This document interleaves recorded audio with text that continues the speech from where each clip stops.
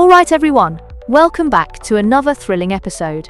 Today we're diving into a vital yet often overlooked aspect of presentations, creating memorable handouts. Just think about it, handouts can really elevate your presentation. They reinforce your message long after you've left the stage. Isn't that just brilliant? Yeah, that's really interesting actually. So why are handouts so important? Can't people just remember the speech? I sometimes forget what I had for lunch. Oh well, you see, the human brain is such a fascinating thing. For instance, studies reveal that we remember around 10% of what we hear, but add a visual element, a handout for example, and that retention rate can soar to 65%. Picture this. You're at a lively conference. Sure, that charismatic speaker is memorable, but those handouts? They are tangible reminders of the insights you've gained. Wow, 65%? That's like the difference between passing and failing a school report card. So how do you ensure the handouts actually complement your speech instead of just repeating everything?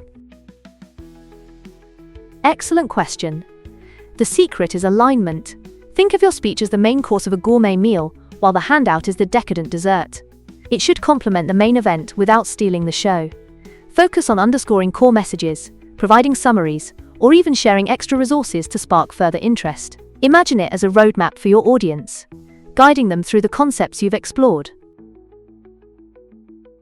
So like a treasure map for ideas. Could you give an example of how that might look in real life? Do pirates use handouts? Absolutely. Imagine you're presenting on the pressing issue of climate change. Your speech outlines key points: carbon emissions, renewable energy, grassroots movements. Your handout, however, could feature an engaging infographic illustrating emissions statistics, and perhaps provide a list of actionable measures individuals can take to lessen their carbon footprint. It shouldn't just be text-heavy, it has to be engaging and visually captivating.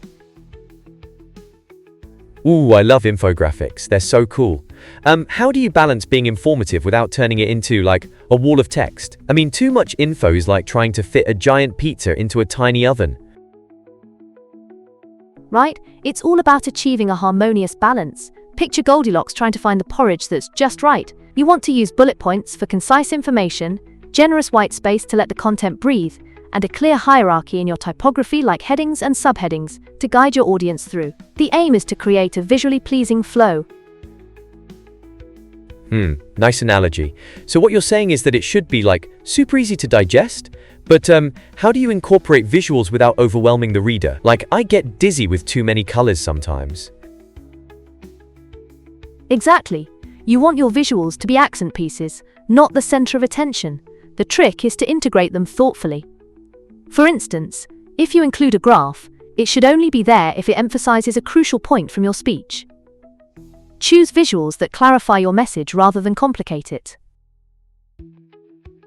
Got it. So, what if you have different audience types? How do you customize handouts for various individuals? It's like making sure everyone gets their favorite ice cream, right? Absolutely. Think of your audience as an assorted selection of flavors at an ice cream shop. You wouldn't serve the same scoop to everyone, would you? Tailoring your handouts involves understanding who's in the room. Executives might prefer succinct bullet points and actionable items, while a community group may appreciate more context and storytelling. Customization ensures you meet them where they're at, keeping them engaged and involved. But wait, what if you have way too much information to cram in? How do you decide what's essential? It's like packing for a trip and needing to choose between my favorite shoes.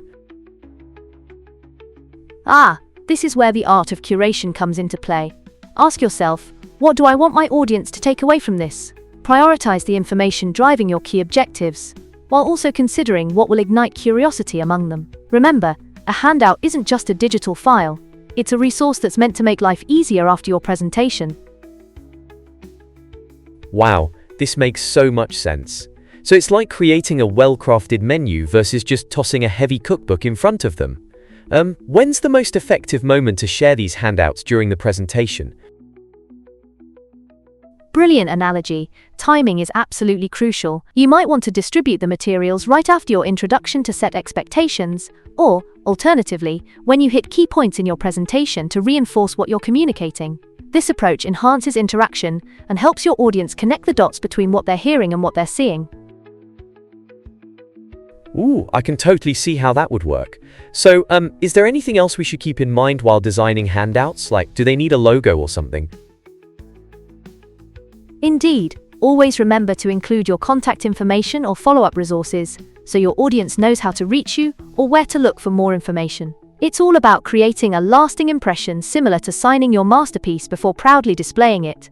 By doing this, you transform your handouts into valuable resources that will be cherished long after you've left the stage. This is so exciting. I'm totally amped to start designing handouts now. I think I might even need a whole seminar just for making these.